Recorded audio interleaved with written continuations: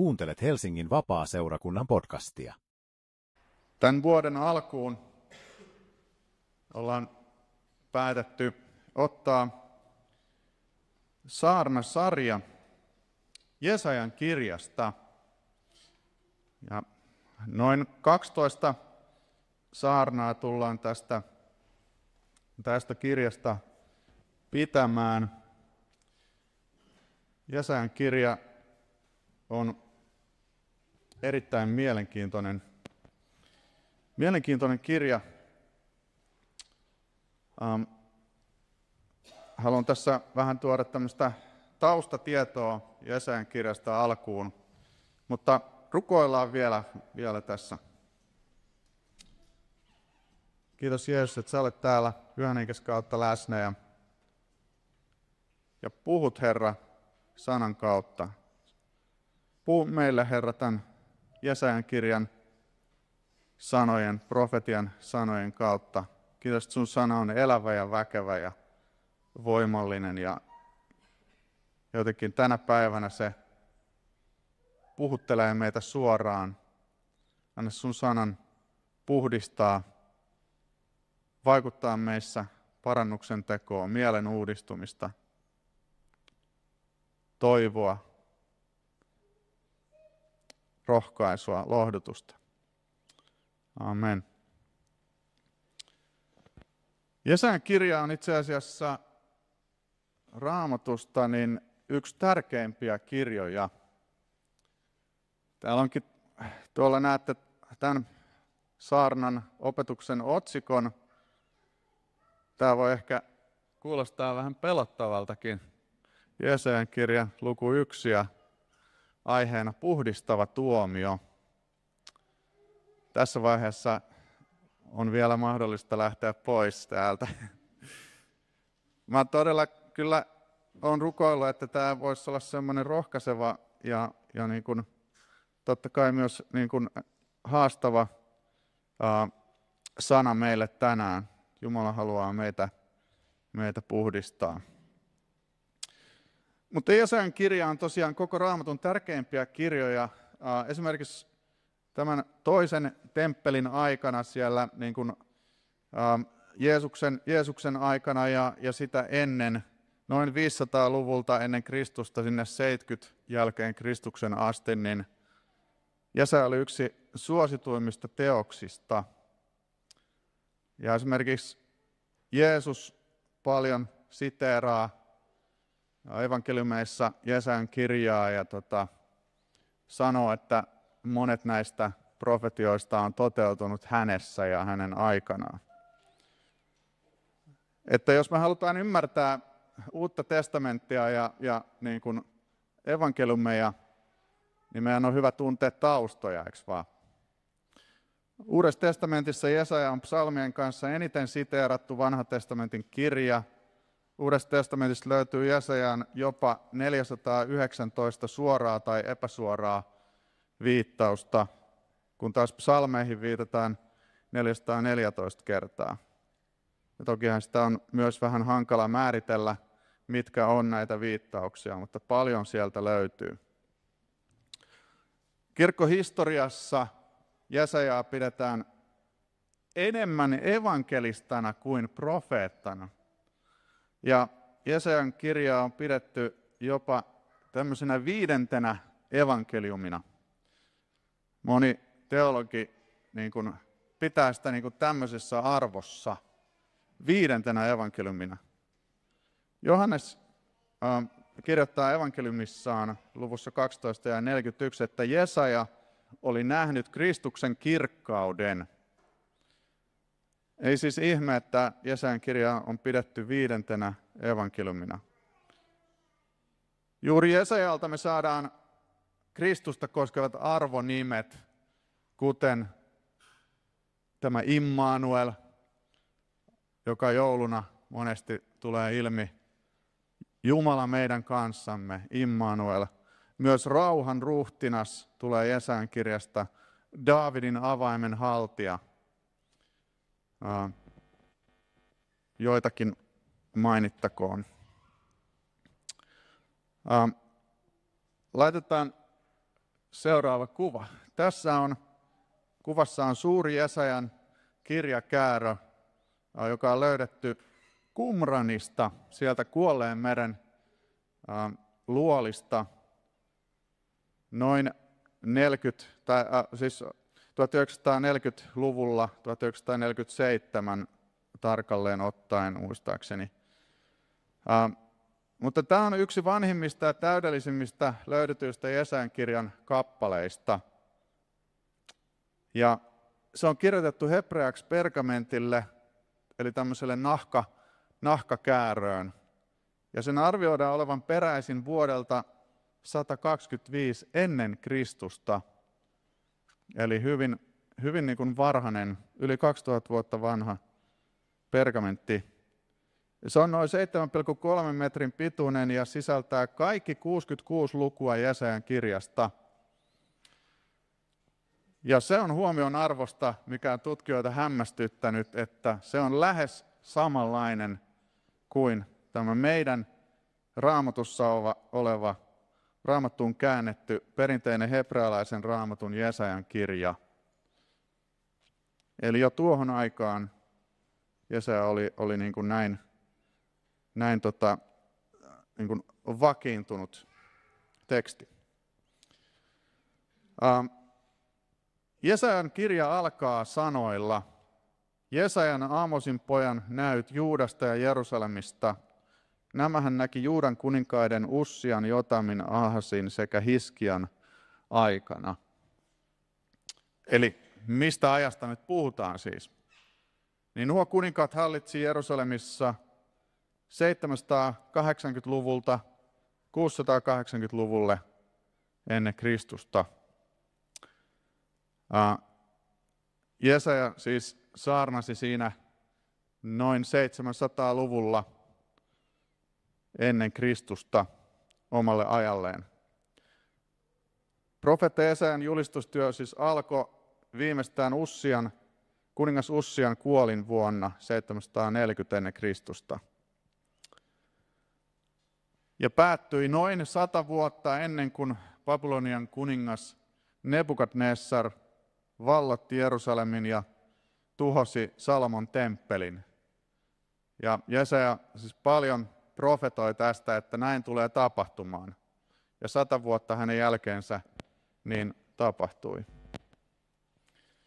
Jesaja jakautuu 3 pääosaan, Jesajan kirja.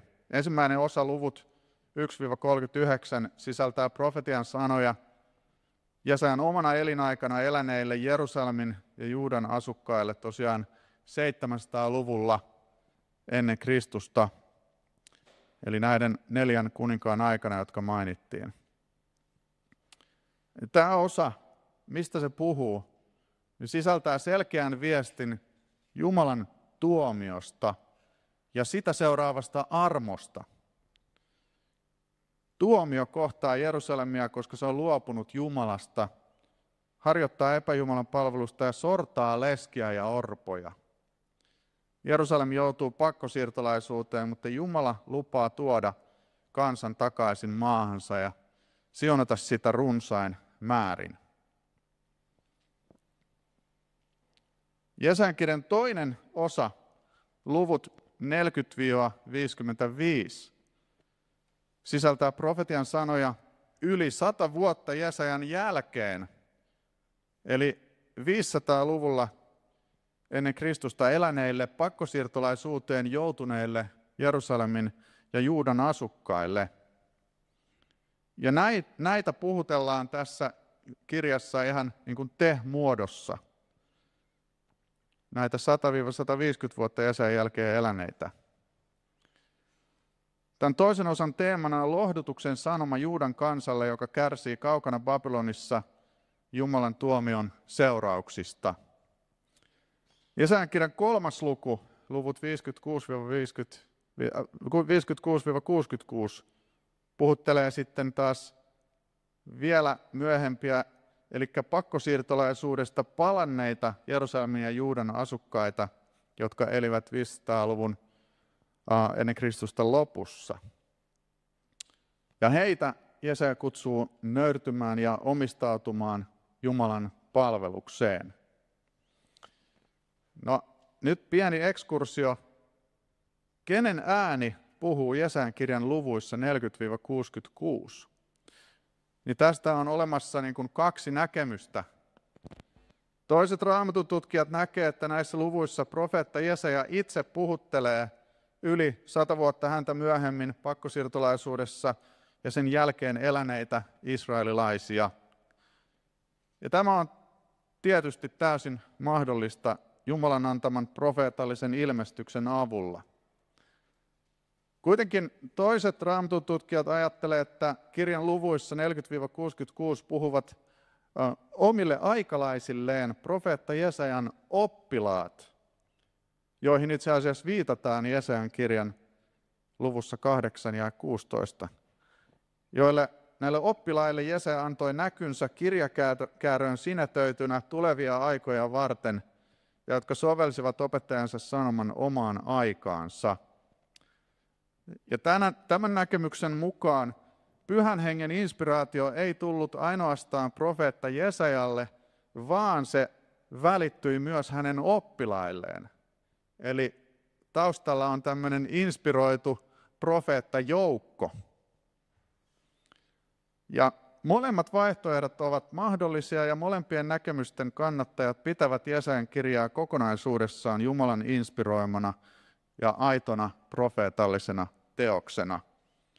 Oli siis niin tai näin. Nyt sitten mennään tähän Jesajan kirjan ensimmäiseen lukuun. Jesajan kirjan ensimmäinen luku sisältää oikeastaan koko kirjan sanoman pähkinänkuoressa. Ja tämä teema toistuu koko ajan tässä kirjassa. Eli kansa on luopunut Jumalastaan, mutta Jumala vetää kansan puoleensa puhdistavan tuomion kautta. Profetia alkaa oikeastaan aika pöyristyttävillä sanoilla. Ja voit laittaa sen sieltä, eli jakeet 2-4. Ja mä oon otsikoinut nämä jakeet tämmöisellä kuin ongelman esittely. Eli tässä nyt esitellään ongelma, mikä niin kuin kansalla on. Kuule taivas ja kuuntele maa, Herra puhuu. Minä kasvatin lapsia, saatoin heidät täyteen mittaan, mutta uhmaten he ovat nousseet minua vastaan. Härkä tuntee omistajansa ja aasi isäntänsä seimen, mutta Israel ei tunne, minun kansani ei tajua. Voi syntistä kansaa, raskaasti rikkonutta sukua, pahantekijöiden perhettä, rikoksiin eksyneitä lapsia. He ovat luopuneet Herrasta, he ovat halveksineet Israelin pyhää ja kääntäneet hänelle selkänsä. Nämä sanat korostaa sydäntä särkevästi sitä, kuinka Jumala on rakastanut ja kasvattanut kansaansa kuin isä lapsiaan. Mutta tästä huolimatta kansa on kääntänyt halveksien hänelle selkänsä. Ja Jumalasta luopuminen on johtanut Juudan kaupungit, itse asiassa niissä seuraavissa jakeissa puhutaan siitä, viholliskansojen sortamaksi ja tallaamaksi. Joten ongelma on siis selvä. Mutta mikä on ratkaisu? Eli kansa on kääntynyt pois Jumalasta ja on joutunut viholliskansojen armoille. Mikä on ratkaisu tähän ongelmaan? Jakeessa 10-15 me huomaamme, miten kansa yrittää itse asiassa omin avuin ratkaista tämän ongelmansa. Ja sen voi laittaa siihen sitten tämä jakeet 10-13. Ja mä oon otsikoinut tämän jakson sanoilla inhimillinen ratkaisuyritys. Kansa yrittää ratkaista ongelmansa harjoittamalla ulkonaista Jumalan palvelusta. Kuulostaako tutulta? Kuulkaa Herran sana, miettikää mitä tässä sanotaan, te Sodoman johtajat. Kuuntele Jumalamme puhetta, sinä Gomorran kansa. Eli aika rankoilla sanoilla nyt kuvataan Jerusalemia. Mitä minä kostun teidän ainaisista uhreistanne, sanoo Herra. Olen saanut kyllikseni polttouhreista, pässeistä ja syöttiläiden rasvasta. Ei minua miellytä vuohien, ei mullien eikä karitsojen veri. Kuka teitä on käskenyt niitä tuomaan ja tungeksimaan minun esipihoilleni, kun tulette kasvojeni eteen? Lakatkaa jo tarjoamasta turhia uhrejanne. Minä inhoan niiden savua. Uusikuu ja sapatti, kokoukset ja juhlat. Minä en siedä teidän pyhiä juhlianne ja pahoja tekojanne. Eli tämä ulkonainen Jumalan palvelus on Jumalan silmissä niin kuin, hän inhoaa tätä tekopyhää teeskentelyä. Tosiasiassa kansan harjoittama Jumalan palvelus oli itse asiassa verrattavissa epäjumalan palvelukseen. Miksi? Väitän näin. Koska he yrittivät uskonnollisilla seremonioilla ikään kuin manipuloida Jumalaa olemaan heille suosiollinen. Ja siitä niin kuin epäjumalan palveluksessa on monesti kyse. Yritetään manipuloida Jumalaa olemaan suosiollinen ja toteutetaan kaikenlaisia uhreja ja suitsukkeita, ja että saadaan Jumala tai jumalat suosiollisiksi. Kuitenkin samaan aikaan kansa harjoitti kaikenlaista pahuutta, ahneutta, korruptiota, köyhien ja leskien sortamista. No on selvää, että Jumalaa ei voida huijata tällaisella teeskentelyllä. Ja niinpä Jumala toteaakin, että tällaiset manipulointiyritykset ovat hyödyttömiä. Jae 15. Vaikka te levitätte kätenne rukoukseen, minä peitän silmäni, en tahdo nähdä teitä. Vaikka te rukoilemistanne rukoilisitte, minä en teitä kuuntele, koska kätenne ovat veren tahrimat. Eli tämä inhimillinen ratkaisuyritys johtaa umpikujaan. Jeesuskin sanoi niille, jotka palvelivat Jumalaa vain ulkonaisesti: te tekopyhät, oikein on Jesaja teistä ennustanut. Onhan kirjoitettu, tämä kansa kunnioittaa minua huulillaan, mutta sen sydän on kaukana minusta. Turhaan he palvelevat minua, kun opettavat oppejaan ihmisten tekemiä käskyjä. Markuksen evankeliumi, luku 7, jakeet 6-7. Eli Jeesus sanoo, oikein on Jesaja teistä ennustanut. Jesaja, joka tosiaan 700 vuotta aikaisemmin oli saarnannut omalle ajalleen. Eli kuten me huomataan, niin Jeesus soveltaa Jesajan profetiaa omaan aikaansa, vaikka se oli alun perin kirjoitettu 700-luvun israelilaisille. Raamatun profetiat voivat siis toteutua historiassa useaan kertaan. Jumalan sana on aktiivinen, elävä ja voimallinen. Se puhuttelee välittömästi ja tuoreella tavalla jokaista sukupolvea kaikkina aikoina. Yhtä lailla Jeesus voisi tänään sanoa meille: oikein on Jesaja teistä ennustanut.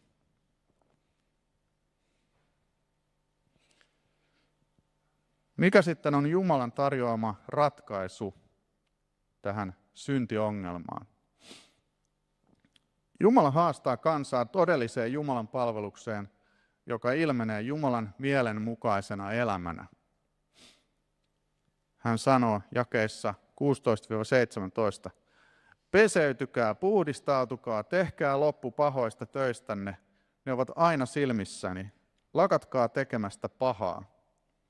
Opetelkaa tekemään hyvää, tavoitelkaa oikeudenmukaisuutta, puolustakaa sorrettua, hankkikaa orvolle oikeus, ajakaa lesken asiaa. Lopulta Jumala tuo ilmi oman suunnitelmansa kansan syntiongelman ratkaisemiseksi. Ja katsotaan jakeet 18-20. Tulkaa, selvittäkäämme, miten asia on, sanoo Herra. Käykäämme oikeutta keskenämme, on niin kuin siellä myös se ajatus. Vaikka teidän syntinne ovat verenpunaiset, ne tulevat valkeiksi kuin lumi. Vaikka ne ovat purppuran punaiset, ne tulevat valkeiksi kuin puhdas villa. Jos te taivutatte mielenne kuulemaan minua, te saatte syödä maan hyvyyttä, mutta jos kovetatte mielenne ja torjutte minut, miekka syö teidät. Herran suu on puhunut. Näissä sanoissa me näemme jo välähdyksen Kristuksessa tapahtuvasta lopullisesta syntien sovituksesta, josta Jesajan kirjan luku 53 puhuu ja profetoi. Mutta miten Jumala lupaa puhdistaa kansansa tässä kontekstissa, kun puhutaan tästä Jesajan kirjan 1. luvusta? Vastaus on puhdistavalla tuomiolla. Jakeessa 25-27 Herra sanoo, minä tartun sinuun jälleen, eli Jerusalemiin. Minä puhdistan sinut niin kuin hopea puhdistetaan, kuin lipeällä minä irrotan sinusta kaiken kuonan. Minä teen tuomarisi sellaisiksi kuin he alkuaan olivat ja neuvosmiehesi sellaisiksi kuin he olivat muinoin. Ja niin sinua taas kutsutaan vanhurskauden linnaksi, uskollisuuden kaupungiksi. Minun oikeuteni lunastaa Sionin, minun vanhurskauteni sen asukkaat. No, puhdistava tuomio voi lähtökohdittain kuulostaa melko ahdistavalta ajatukselta, eikö vaan? Ja sitähän se oli Jesajan ajan ihmisillekin. He eivät sietäneet kuulla tätä sanomaa. He eivät sietäneet kuulla tätä sanomaa. He eivät pitäneet Jesajan tuomion sanoista ja kuuntelivat mieluummin sellaisia profeettoja, jotka julistivat heille mieluisaa sanomaa ja ikään kuin silittivät heidän päätänsä. Kaikki hyvin, jatkakaa samaan malliin. Mutta jos puhutaan Jumalan tuomiosta tässä ajassa, eri asia on sitten vielä tämä viimeinen tuomio. Mutta jos puhutaan Jumalan tuomiosta tässä ajassa, niin tätä Jumala ei koskaan ole tarkoittanut ihmisen lopulliseksi tuhoksi, vaan hänen pelastumisekseen ja pyhityksekseen. Eli Jumalan tuomio tässä ajassa ei koskaan ole tarkoitettu ihmisen lopulliseksi tuhoksi, vaan hänen pelastumisekseen ja pyhityksekseen. On selvää, että kun Jumala puhdistaa meitä, niin se ei tunnu välttämättä kivalta. Mutta se tekee meille erittäin hyvää. Pietari kirjoittaa ensimmäisessä kirjeessään luvussa 4 jakeessa 17. On tullut tuomion aika, ja tuomio alkaa Jumalan huoneesta. Miettikää. Tuomio alkaa Jumalan huoneesta. Se ei ala sieltä niin kuin maailmasta, vaan se alkaa täältä. Ja jos se alkaa meistä, niin mikä onkaan niiden loppu, jotka eivät taivu uskomaan Jumalan evankeliumia. Jeesus sanoi Johanneksen evankeliumissa luvussa 15 ja jakeet 1-2. Minä olen tosi viinipuu ja isäni on viinitarhuri. Hän leikkaa minusta pois jokaisen oksan, joka ei tuota hedelmää, mutta jokaisen hedelmää tuottavan oksan, mitä hän tekee?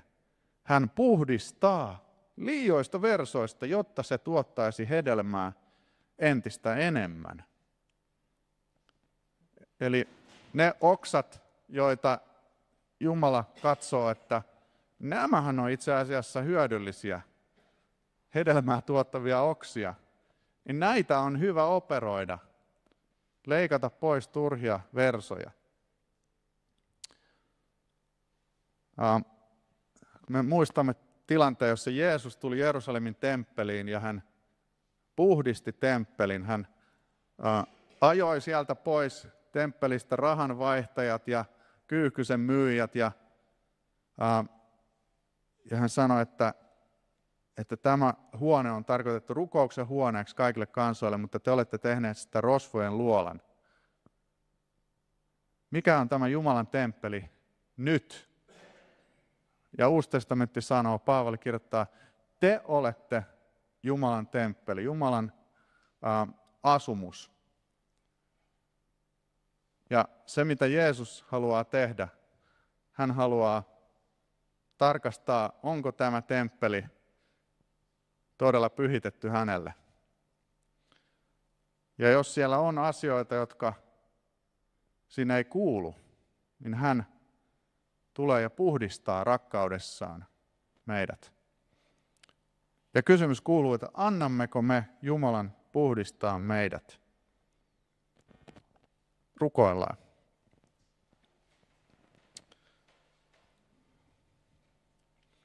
Herra, tässä me ollaan sinun edessä ja jotenkin sun läpivalaisevan katseen edessä. Sä näet meidän sydämemme, kaikki pimeimmätkin sopet, Herra.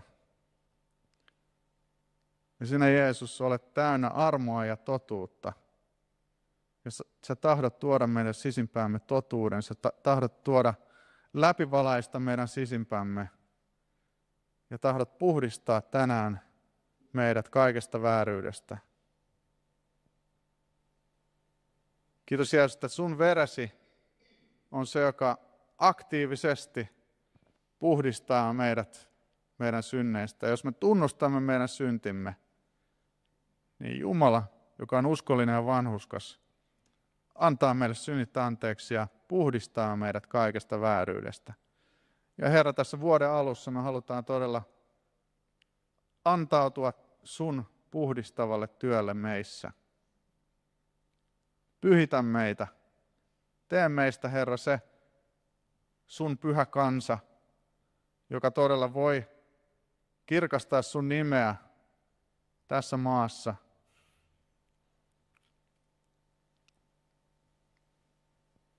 Puhdista meitä. Ja kiitos Herra, että kun me tässä asetumme ehtoolliselle, niin tässä toteutuu se yhteys, keskinäinen jakaminen, se, että sinä annat itsesi meille leivän ja viinin muodossa. Ja me annamme itsemme sinulle. Saamme antaa toisemme sinulle. Sinä annat itsesi meille. Siunaa tämä hetki. Amen.